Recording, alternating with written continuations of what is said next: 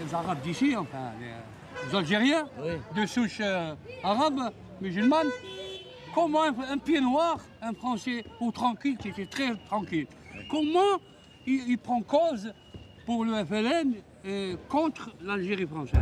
Ouais. Pourquoi lui, il a consenti le sacrifice? Ça a marqué. Non, mais ça a marqué beaucoup de gens. Non, mais attention, ceux qui avaient pris parti pour l'OAS, c'était dur. Hein. Il y avait Platner, Lisa. Il y en avait beaucoup qui étaient de l'OAS ici. Hein. Moi, j'ai toujours fait le choix de rester près des humiliés.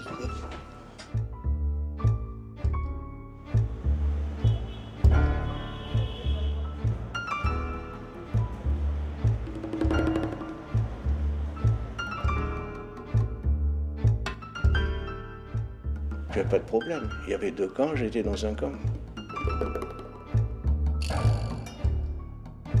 Très efficace, très efficace. Qui me maintient. Y compris encore récemment et tout même récemment, maintenant. tout maintenant.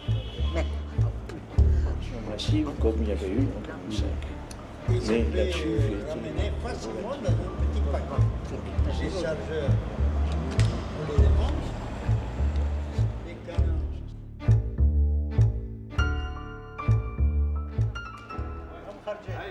Alger, 1er novembre 2010. Aujourd'hui, toute l'Algérie commémore le 1er novembre 1954, date du début de l'insurrection. Ici, nous sommes avec les membres d'une association du sud de la France, France El Djezaïr, qui s'est créée au lendemain de la promulgation des lois sur les bienfaits du colonialisme. Avec ses membres, dont son président d'honneur Bernard Deschamps, ancien député communiste, nous allons à la rencontre du peuple algérien et de son histoire.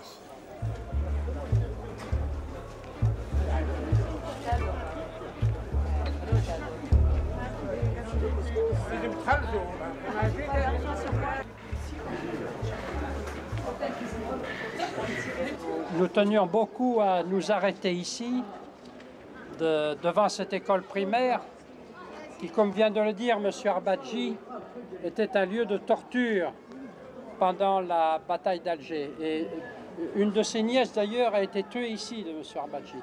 Et je suis avec M. Deschamps, ça fait quelques années, mais on va à la réunion et M. Deschamps, c'est mieux qu'un Algérien, n'importe quel Algérien. Il aime l'Algérie plus qu'un Algérien. C'est un homme que je lève chapeau. Comme lui, il n'y en a pas, ça n'existe pas. Moi, je suis engagé en 58. Et pour quelle raison? Et pour quelle raison? La raison, ils sont venus me contacter, comme je fais taxi, et ils ont besoin de moi. Vous étiez à Alès, déjà? À la Rencontre, à côté d'Alès, à 13 km de la Rencontre. Qui est un bassin minier. Voilà, il n'y a que 10 mineurs là-bas. Mais quand même, vous aviez conscience de la nécessité de libérer ce pays. Et alors? Oui, oui, vous vouliez libérer ce pays. Très fier. Et vous en êtes fier. Voilà. Et à l'époque, c'était naturel pour vous? Complètement? 100%. Excusez-moi si je suscite des émotions, mais vous pouvez être fier de vos émotions. Vous pouvez être fier de vos émotions, je crois. Ouais. Et vous ne regrettez pas ce que vous avez fait? Ouais. Allez, on va monter. Et on va donc pénétrer à l'intérieur. Voilà.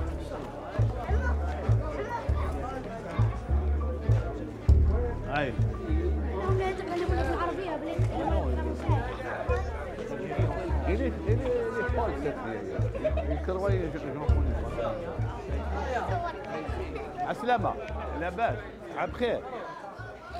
L'Algérie nouvelle aurait pu se construire avec tous ses enfants s'il n'y avait pas eu les crimes de l'OAS qui chassent massivement ceux qu'on appelle les pieds noirs. Mais certains sont restés, ce qui montre bien, en plus de la participation d'un certain nombre d'entre eux, Audin, Henri Alleg, et puis les héros, Maillot, Yveton, etc., Laban. Ce qui montre bien que, oui, on aurait pu, il aurait pu se construire une Algérie nouvelle avec tous ses enfants.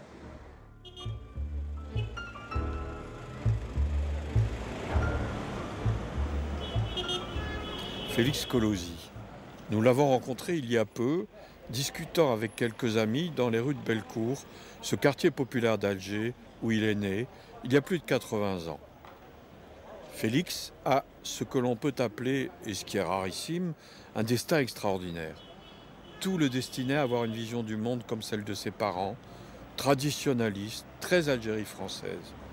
Pourtant, ses choix, ses rencontres l'ont amené à choisir le camp de la liberté et à rejoindre le front.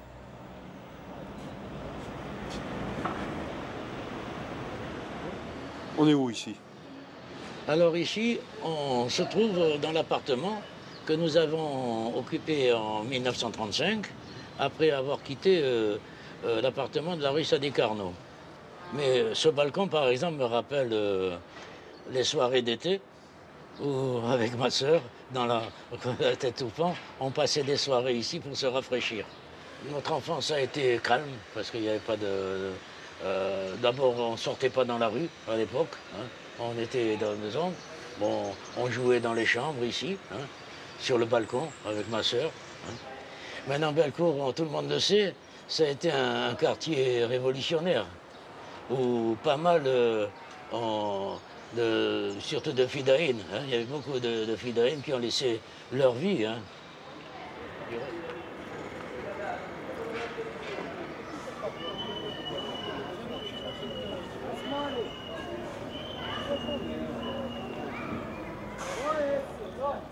Mahmoud, Abderrahim aussi. Abderrahim, Un ancien.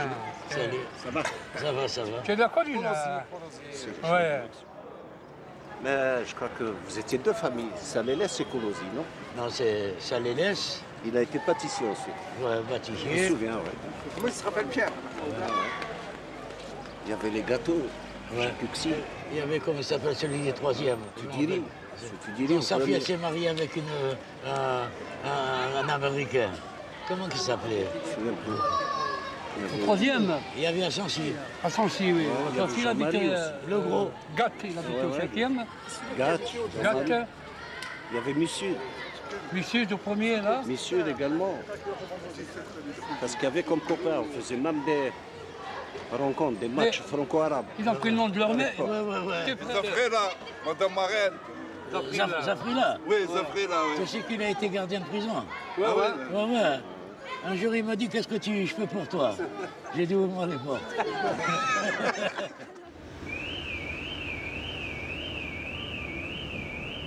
Tu allais à l'école dans le quartier? Hein? Tu allais à l'école? Non, j'ai été à l'école Omra à côté. J'étais à côté. Bon. Alors, ce qui me rappelle, c'est qu'à l'école Omra, ce qui me choquait, c'est qu'il n'y avait que 2 Algériens. Et ils étaient où, les enfants? Hein? Non, Bah, les autres, ceux Les qui... autres, ils étaient dans la rue. Dans la rue. Ils étaient dans la rue. Ils étaient dans la rue. Le quartier, il était mixte. Asma, le quartier, il était mixte. Ah ouais. Bon. Non, il était plus que ça. Bon, mais Il y avait toutes les nationalités européennes concentrées ici. Et il y avait tous les Algériens de toutes les contrées algériennes concentrées dans ce quartier. Oui, mais- Ça a donné quelque chose de spécial. Vraiment spécial. Toutes les régions d'Algérie étaient représentées dans ce quartier. Et tous les Européens étaient représentés également.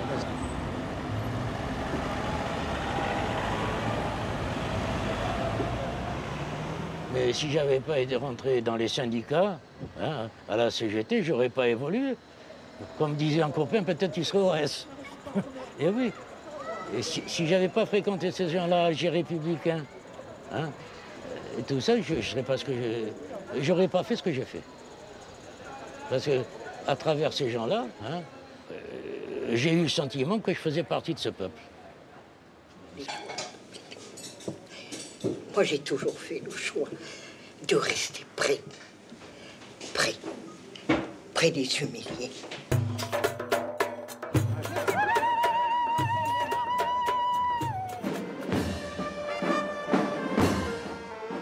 Elle est toujours du côté des humiliés.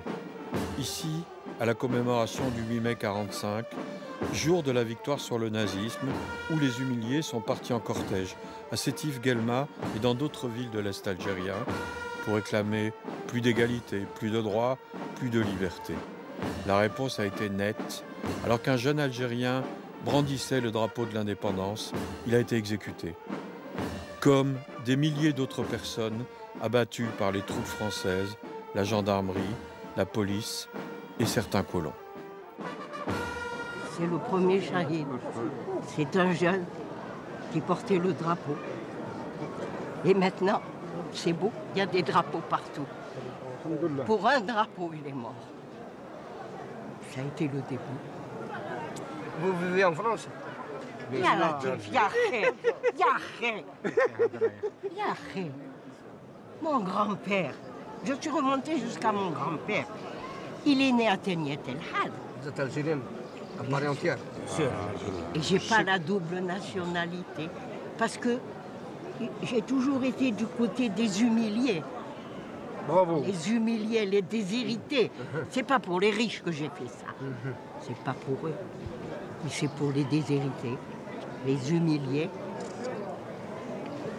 Et c'est eux qui vont continuer. Bravo, maman. Anis Tener. Maman Anis Tener. C'est la maman de tous les Algériens. C'est une grande moudjahida.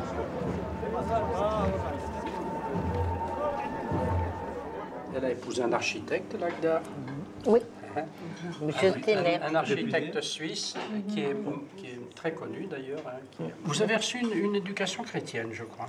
Une éducation chrétienne. Bien que votre oui, papa, ma mère était très... Bien que votre oui. papa... Ah, lui, il était complètement athée. Libre penseur. Ah, libre penseur. Voilà. Mais ma mère était très, très catholique. Ouais. Elle a reçu une éducation chrétienne et très tôt, elle s'est engagée, vers l'âge de 20 ans ou très peu après, dans les rangs du FLN. Oui. Elle a été une des jeunes filles de la Casbah.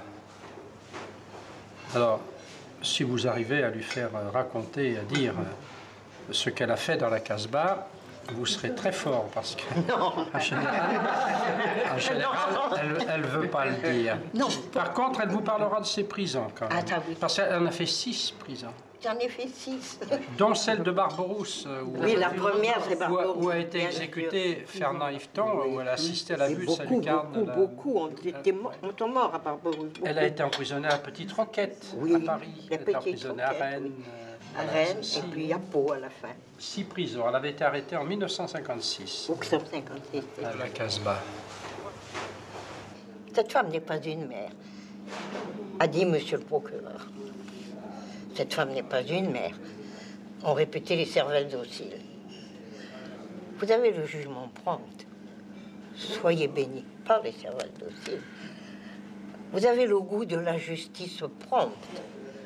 Soyez loués par les cervelles dociles.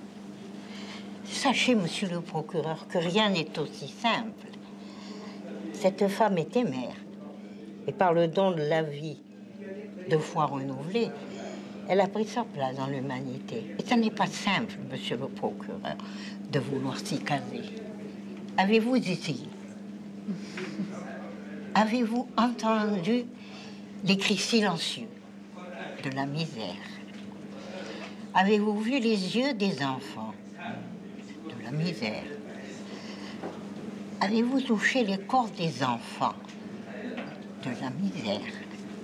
Et après avoir touché les corps des enfants de votre chair, avez-vous pu dormir, monsieur le procureur? Cette femme était trop mère, monsieur le procureur.